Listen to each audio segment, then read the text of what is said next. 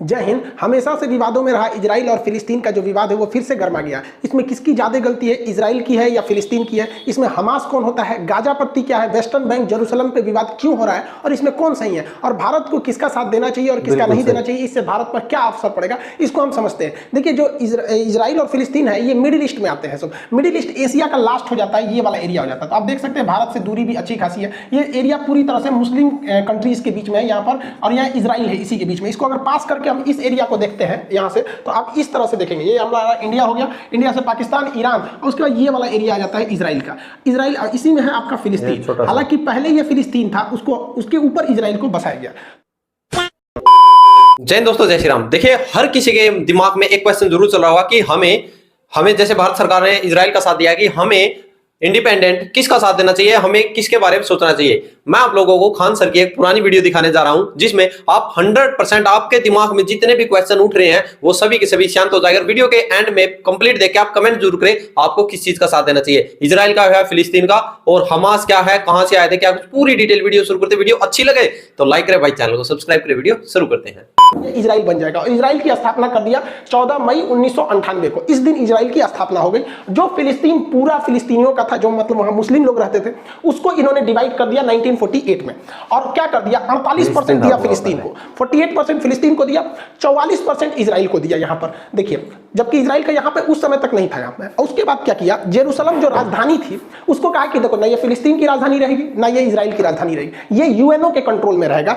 8% का area UNO के control में। जैसे ये बात हुआ, अरब देशों ने कहा कि हम ये होने नहीं देंगे, फिलिस्तीन ने कहा कि ऐसा कभी नहीं हो सकता है, मार होगा। ससुरा स्टार्टिंग स्थापना हुआ, युद्ध चालू हो गया। वो तो भारत भी झेल चुका है। 1947 में आजाद हुए, मार हो गया। पहली लड़ाई 1947-48 की थी हम लोग की, वही इसके साथ हुआ। इजराइल ने इन लोग को पकड़ के धो दिया। 6 देश आए थे लोग, बाद में सबको पकड़ के धो दिया। रीजन क्या है कि ये लोग जो अरब देश के मुस्लिम कंट्री थे, ये जंग लड़ रहे थे जंग को जीतने के लिए, जबकि इजराइल के यहूदी लोग जंग लड़ रहे थे अपना अस्तित्व बचाने के लिए। उन्हें पता था कि अगर ये युद्ध हारेंगे तो हम ये युद्ध नहीं हारेंगे, ये पृथ्वी हार जाएंगे, फिर हमें कोई पूछने वाला नहीं है, इसलिए वो को जीत गए। बात समझिए, यहाँ जो लड़ाई है वो मेन लड़ाई है हमारी जमीन की तुम्हारी जमीन। तो पहले तो यहाँ 100% फिलिस्तीन था। ये जो ग्रीन वाला एरिया देख रहे हैं, 48 से पहले, 1948 से पहले ये 100% फिलिस्तीन था।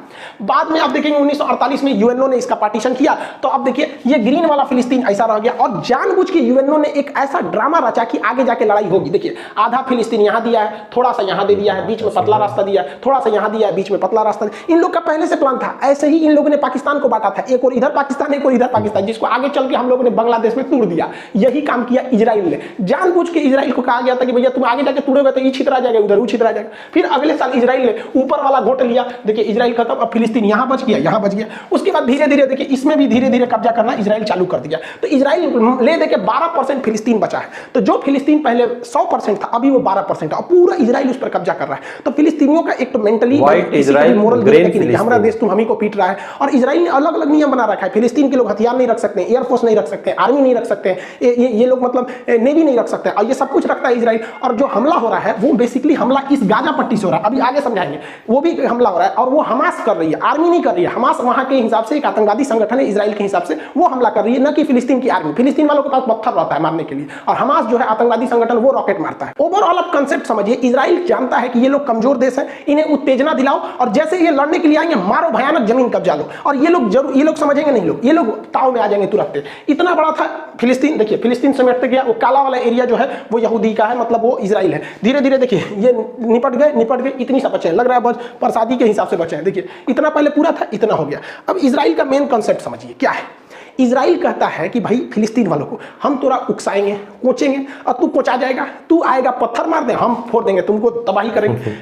हमास खूब से खूब करेगा तो गली मोहल्ले पे हमला कर देगा, कार और जला देगा, यही रॉकेट में करेगा। और उसके बाद से उसके पास एयरफोर्स है, वो आएगी, मारेगी, जमीन कब्जा करेगी। जब जब लड़ाई हुआ है तब तक हार फिलिस्तीनियों की हुई है और उत्तेजना होगी यहाँ पर। अब इसका मेन कारण कहाँ से हुआ, इसको अब इसमें एंट्री होती है हमास की। इजराइल का एक पुराना धर्रा रखा है, बस हम हर बात पे उलझाते रहो, थोड़ी थोड़ी जमीन कब्जाते रहो, ऐसे ऐसे कब्जाते रहो। 1948 में लड़ाई हुआ, जगह कब्जा कर लिया। 56 में लड़ाई हुआ, फिर कब्जा कर लिया। 67 में लड़ाई हुआ और कब्जा कर लिया। 73 में हुआ और कब्जा किया। 82 में हुआ और और कब्जा कर लिया। अभी तक इन लोग को समझ में नहीं आ रहा है कि नहीं हट पाएंगे उनसे, आराम से जब नहीं हट पाओ किसी से तो नरम दल का रास्ता अपना दो, लेकिन ना अभी भी लोग मारे करेंगे।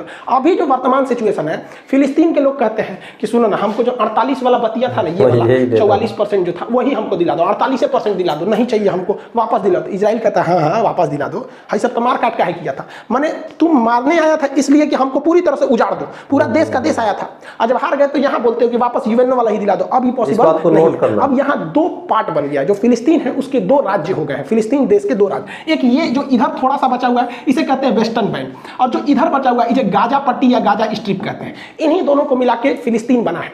अब इजराइल इनको प्लानिंग में है कि यहाँ से भी निपटा के फाइल निपटा दिया जाए। अब इसमें समझिए कि जो वेस्टर्न बैंक है ये अरब समर्थित है, यहाँ पर अरब ये वगैरह वगैरह देशों का यहाँ समर्थन है। ये लोग नरम दल वाले हैं, शांति से प्रोटेस्ट करते हैं और कहते हैं कि भैया हमारा अधिकार होना चाहिए क्योंकि हमारे पूर्वज यही है, एक तरह से तो देश हमारा ही था। यहाँ आप शांति देखेंगे, यहाँ मारधार नहीं होता है, यहाँ पे अगर प्रोटेस्ट भी होगा तो डेमोक्रेटिक तरीके से नॉर्मल होगा। लेकिन गाजा से मिसाइल चलने लगती है। इवन जो शाहजरा वाला एरिया है वो यहाँ है, जेरूसलम वाला एरिया यहाँ है, लेकिन जो रॉकेट दागे जा रहे हैं वो गाजा से दागे जा रहे हैं, यहाँ से दागे जा रहे हैं। अब ये गाजा में ऐसा क्या है, तो गाजा में ईरान का समर्थन है और इसमें अरब का समर्थन है। गाजा में एक हमास नामक संगठन है, ये हमास ये कहता है कि इजराइल जो है वो हमेशा जुल्म करता है, बम मारता है, तो इसका मतलब ये नहीं कि तुम कब्जा करते जाओगे हम चुपचाप रहेंगे, हम भी मारेंगे तुमको। अब ये लोग क्या करते हैं, रॉकेट से हमला करते हैं। इनके पास बहुत तगड़ा रॉकेट नहीं होता है, 3 लाख का आता है एक कासम रॉकेट, ये बहुत हैवी पावर का नहीं होता, देखने में नहीं लग रहा है, क्या करेगा ये खेत में लगा के मार देते हैं। लेकिन हाँ ये एक पब्लिक के लिए बहुत खतरा है, किसी देश के लिए नहीं, बट पब्लिक वाले एरिया में गिर जाएगा तो तबाही मचा देता है। ये कासम रॉकेट जो है ये लगातार मारते हैं सब, और ये एक दूगो नहीं मारता सर, एक के बार मारेगा सर 200 400 500, अब तक के लोग सोचा 1500 मार चुका है लोग रॉकेट एक हफ्ता में धड़ाधड़। इसको ट्रांसपोर्ट करने में कुछ जाता नहीं, लगाओ पलिता मार दो यहाँ से, इनमें कोई टारगेट फिक्स नहीं रहता, गिरे जहाँ गिरे मन गिरो वहाँ पर। अब इनका इन लोगों ने बड़ा रेंज भी बना लिया है कासम रॉकेट का। पहले इजराइल का थोड़ा सा एरिया आता था, अभी धीरे धीरे इन लोगों ने पूरे एरिया को कब्जा कर लिया, इस कासिम रॉकेट के अंदर में आ गया, तेल अवीव तक हमला कर दिया है वहाँ से। इस बार हमास ने इजराइल को ज्यादा क्षति पहुंचाया पिछली बार के तुलना में। अब आप कहेंगे कि गाजा के पास ये रॉकेट आ कैसे जाता है, क्योंकि गाजा का जो एरिया है अगर आप ध्यान से देखेंगे तो ये गाजा का एरिया आप इधर देखेंगे तो इधर से इजराइल से घिरा हुआ है, इधर से समुद्र से घिरा हुआ है, तो समुद्र में इजराइल की नौसेना रहती है, इधर थल सेना रहती है, ऊपर वायु सेना रहती है, आ कैसे गया, तो ये एरिया थोड़ा सा मिस्र का एरिया लगता है, यहाँ मिस्र का, तो मिस्र के रास्ते ये पहुंच जाते हैं, जिसमें हमारे ओबामा साहब ने बड़ा भारी रोल निभाया था मिस्र तक पहुंचने में। देखिए ये मिस्र देश है, मिस्र का ये सिनाई प्रायद्वीप है, ये गाजा से सटता है।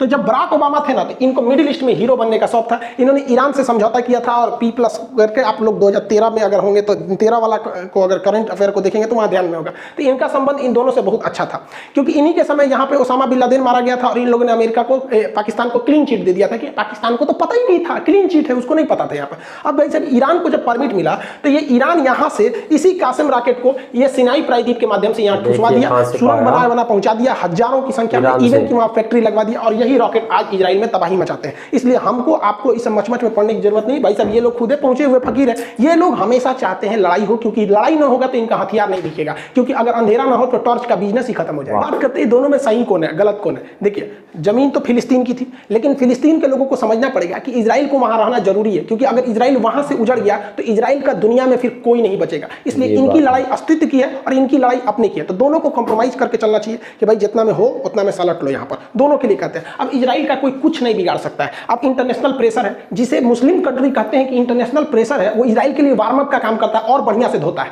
कोई बाइकआउट करके यूएनओ करके इजराइल का कुछ नहीं बिगाड़ सकते, क्योंकि इजराइल सेल्फ डिपेंडेंट है हर मामले में। और लोग कहते हैं कि इजराइल को सबक सिखा, अरे भैया वो कोरोना भी फ्री हो गया, इजराइल अब तो और धो देगा यहाँ पर। दूसरा, यूएई और बहरीन इजराइल को थोड़ा मान्यता दे रहे थे, अब थोड़ा सा उन लोग पे डिपेंड आएगा, क्योंकि ये इजराइल के फेवर में जा रहे थे, अब थोड़ा सा हट जाएंगे। यूएनओ कुछ नहीं कर सकता है, और पता है इजराइल को कि ये कितना भी जुल्म कर ले, कितना भी मार दे, ये कुछ नहीं कर सकते, क्योंकि यूएनओ में जाएंगे तो अमेरिका, ब्रिटेन, फ्रांस सब तो इजराइल का साथ देंगे, वो लोग तुरंत वीटो कर देंगे और इजराइल पर कोई भी प्रतिबंध नहीं लग पाएगा। अब यहाँ पर अभी भी वर्तमान में इजराइल में कोई लीडर नहीं है, इस वजह से यहाँ पर थोड़ा सा चुनाव का मैटर है, तो थोड़ा सा क्राइसिस देखी जा रही है। अब यहाँ देखिए, लोग कहते हैं कि इजराइल को ज्यादा बड़े हथियार नहीं प्रयोग करने चाहिए। यह बात हकीकत है कि इजराइल जो है वो हथियार को मजबूरी में प्रयोग कर रहा है, क्योंकि जिस दिन इजराइल हथियार छोड़ देगा, ये बात गारंटी है कि इजराइल और फिलिस्तीन में हिंसा रुक जाएगी, लेकिन उस समय इजराइल भी खत्म हो जाएगा।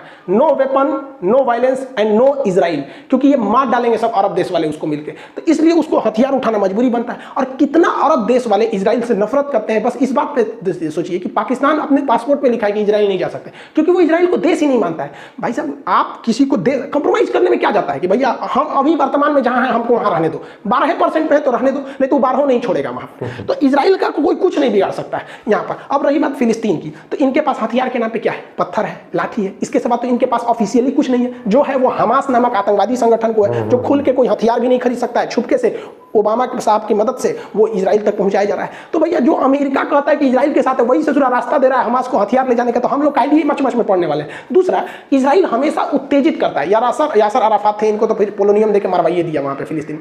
ये हमेशा उत्तेजित करेगा और ये उत्तेजना में मारे जाएंगे, और अब तक मारे जा रहे हैं, इनका कोई नहीं है। ये बात हकीकत है कि वर्तमान में जो इजराइल है वो फिलिस्तीनियों पर जुल्म कर रहा है, जो बात है, क्योंकि भाई हथियार उसके पास है। लेकिन दुनिया में अगर सबसे ज्यादा कहीं जुल्म हुआ है तो वो यहूदियों पर हुआ है।